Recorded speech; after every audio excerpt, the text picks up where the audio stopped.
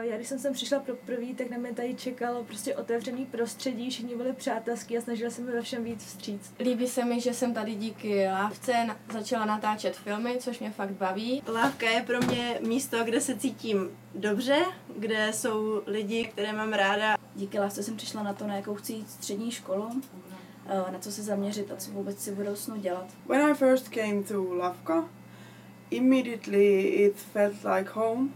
Také je zde nahrávací studio, který je volně přístupný jakýmkoliv lidem. Lávka je pro mě prostředí, kde může kdokoliv realizovat svoje sny.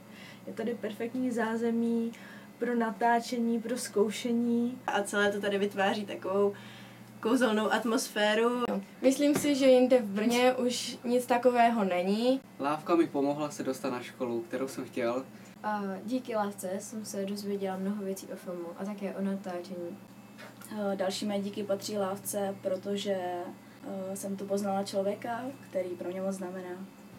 Takže podle mě jakoby Lávka fakt vystihuje to logo, který mají venku napsaný mír, harmonie, láska. Je to tu prostě fajn a nerušte nás! Lávka na mě působí strašně kreativně a cítím se tady jak doma. Nerušte naši Lávku.